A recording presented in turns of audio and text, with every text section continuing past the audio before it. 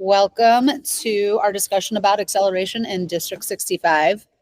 We have an alternate placement committee that is led by myself, Jess Plaza, Director of MTSS, Regina Colquitt, Director of Humanities, and Sonia Radhakrishnan, who is the Director of STEAM.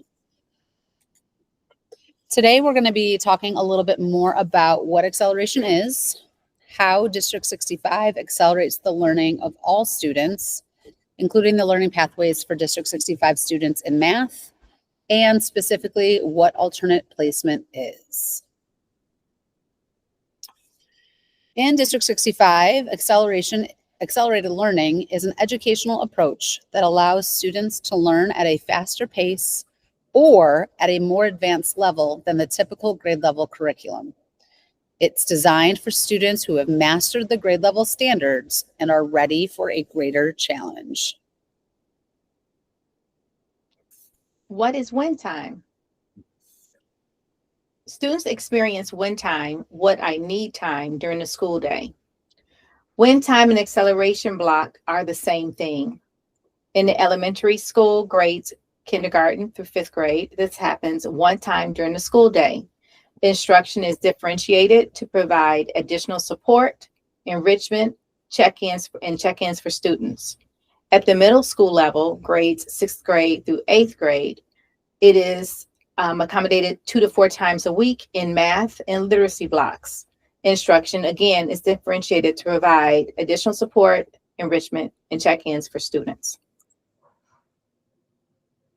What does acceleration look like in elementary school? For math, students are in differentiated groups. They're working on higher, deeper level problem-solving activities. They're using their win time, which is what I need time, to do more deeper activities. And they're using the curricular resources to enrich learning in the current unit of study. This looks like for teachers co-planning and creating interventions and enrichment protocols for their students, and also providing them games to support higher order thinking. In literacy, students can experience differentiated groups, book clubs, win time or acceleration time, identifying areas for increased challenge language and content, or both. They could also use question sets and student assessments and student work. So in science and social science, what does this look like? It looks like building background knowledge in those content areas, and students researching for projects and working on open-ended projects, and also working in groups with open-ended tasks and doing reflections. What does it look like in middle school? In math, there is a high emphasis on student discourse and building meaning for the math that they're working on, and to explore multiple problem-solving strategies, and to work on differentiated activities based on the needs exhibited by students, and to use their win time for small group work. Also note that in D65, all of our students are already accelerated through their pacing and curriculum, with 8th graders taking a lot of Algebra 1 content with their 8th grade. In middle school, literacy includes differentiated based on student need. Teachers identify areas of increased challenge in language, complex text, content, or both. Depth of knowledge prompts are used in order for students to engage more deeply in content. And then students are also engaged in what I need time that is very customized. In science and social studies, in middle school, students are working to build more background knowledge, and they're working on challenge extensions during their lab time, and also engaging in project-based learning activities.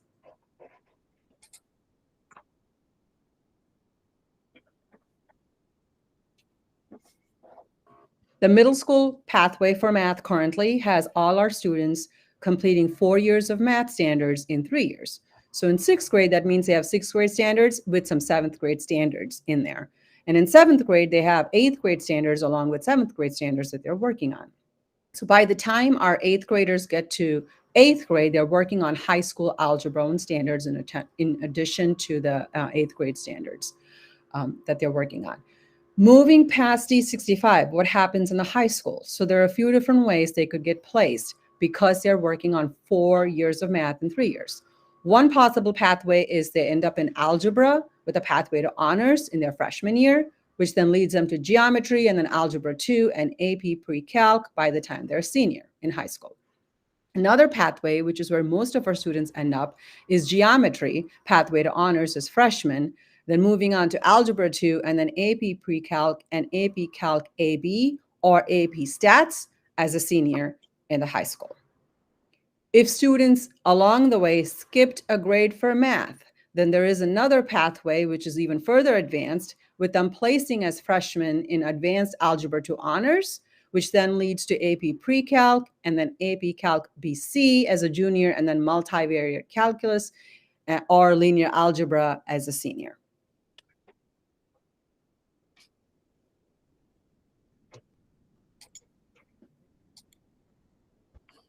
Thinking about some additional opportunities for acceleration, we have a couple different options.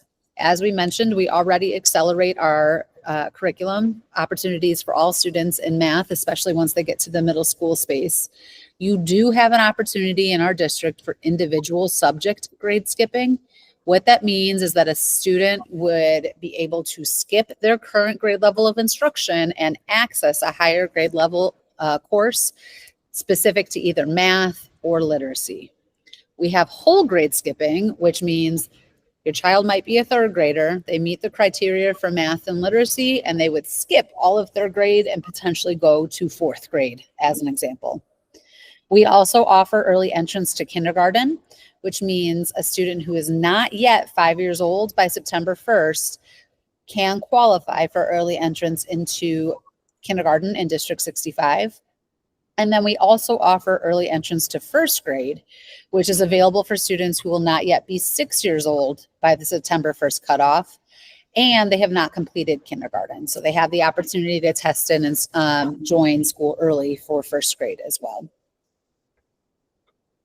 If we're talking about grade skipping, sorry, I'm going to go back. If we're talking about grade skipping, so for individual subject or whole grade skipping, we refer to that as alternate placement in District 65. The basic timeline for us is in September and October, all of our students take the iReady math assessment and the STAR literacy assessment. In October, we have caregiver conferences. That's when you can set up time to meet with your child's educator, talk about how they did on their fall assessments, think about how they've been doing in the class, and start thinking about, is grade skipping, alternate placement, something that you would like to explore for your child? In December, the iReady and STAR assessments are given again. If you are considering grade skipping, you are able to request that starting in October, going through January. In January, the Alternate Placement Committee will automatically notify caregivers for students that meets the initial criteria for grade skipping in math only. You would be getting a notification email from our alternate placement at District 65 email, letting you know that your child may qualify and ask you if you're interested in pursuing that opportunity. January 30th is an important date. The alternate placement window request closes on January 30th. All requests need to be completed using the form that we have on the district site by January 30th. Through January 30th until the end of February, the alternate placement committee then reviews all requests, conducts the additional assessments that might be necessary, and makes a final determination by the end of February. Initial eligibility criteria for grade skipping. In literacy, students are at or above the 98th percentile on the STAR literacy assessment. Students have an above proficient overall score on the IAR 4th through 6th grade. Student is meeting all grade level standards in ELA. The SEL screener reveals a level of low risk, and the school's educators have no concerns about the student's maturity level. And last, the student has no grade level academic peers that can effectively work in an engaging way with the students. For math, the initial eligibility criteria for grade skipping is as follows. Students have to show in their iReady diagnostic above grade level content attainment, not just the overall score, but also for all academic standards in each domain for their grade level. For IAR, 4th through 6th grade students have an above proficient overall score. Students for their grades at their grade level, they're meeting all of their grade level standards for math. And for social emotional learning, the SEL screener should reveal a level of low risk, and the school's educators have no concerns about the student's maturity level. Just like ELA, are they without peers is also a consideration. And if they have no grade level academic peers that they can work with, that also is a criteria. Whole grade skipping. If you want your child to skip both the entire grade, then they have to meet the criteria for both literacy and math to qualify to grade skip the entire grade. They will also need to complete the additional assessments as part of a whole grade skipping request process. So you have the initial criteria of which we expect students to meet each of those initial criteria. And then we have some additional assessing that we do. You partner with Northwestern University to conduct the COGAT assessment, which is an aptitude assessment. The COGAT is a required assessment for literacy grade skipping. The student must score in the 98th percentile on the verbal section of the COGAT to be considered for grade skipping.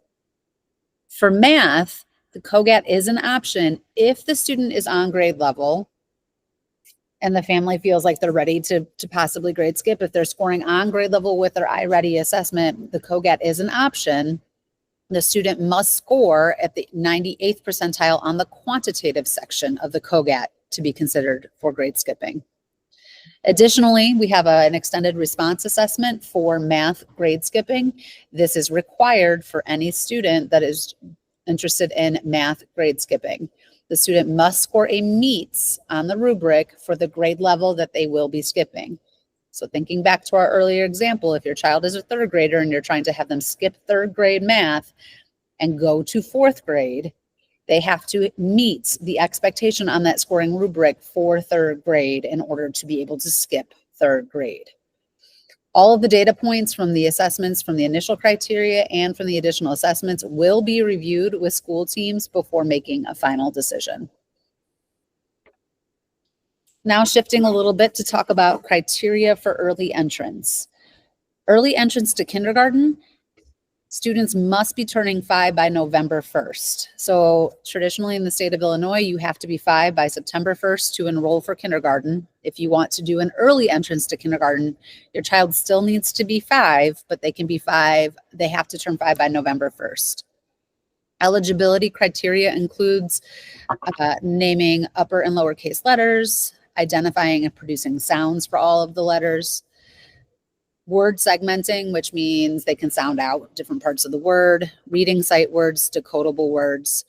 And then we also have some number identification, number sequencing, and being able to figure out different ways to make 10. For anybody that's interested in early entrance to 1st grade, the student must turn 6 by November 1st. They have to meet all of the kindergarten criteria, plus they have to have successfully completed a kindergarten program, or they will be assessed to find they have to be in the 80th percentile. So if you did kindergarten in a private, like preschool situation, if they're accredited, they can come in and they can come to 1st grade. If they have not done an accredited program, they have to be in the 80th percentile. They have to meet all the kindergarten criteria as well as the additional criteria here. So sounding out nonsense words, reading passages, comprehension of reading, being able to write a sentence that is said out loud to them, understanding place value, and solving simple story problems. All assessment for early entrance to kindergarten and early entrance to 1st grade is done one-on-one with a District 65 educator. And you will get the results of that assessment as soon as we are able. The steps for early entrance to kindergarten and 1st grade include completing the request form that is posted on our District 65 website. Once we have that request form, our District 65 educator will reach out to arrange time to do the assessment. Again, this is conducted one-on-one with a district educator. Grown-ups, you are not allowed to sit in the room with a child. We ask that you sit out in the hall so that we can get a true understanding of how the student is able to perform independently. Student testing will be done with foundational skills in math, literacy, and social emotional expectations. We review all of the information that we have available, and then we make a recommendation of either yes, they are approved for early entrance, or no, they are not approved. And then you will receive a caregiver notification from the alternate placement inbox that lets you know, here's your data from the student when we did the testing, and here's our determination. Alternate placement considerations. Here are a few things you need to think through while applying for alternate placement. Requests that are received now are only for the following school year. There will be no schedule changes during the current school year. If a student is single subject grade skipped, a couple of things to keep in mind. We will do our best to keep them with the same age students, but we cannot guarantee that that will happen and they'll be with the same aged peers in their classes. When you grade skip for a content, we also try our best to match their schedules for all other content areas, including fine arts, but we cannot avoid situations where there might be a mismatch and there are some logistical constraints for scheduling sometimes that create this situation. We highly recommend for these reasons that you talk to your child's school admin and leaders and teachers regarding possible implications of single subject grade skipping before you move ahead with that. Now, for all literacy grade skip students, please note that the Township High School does not currently accommodate any grade skipping for literacy.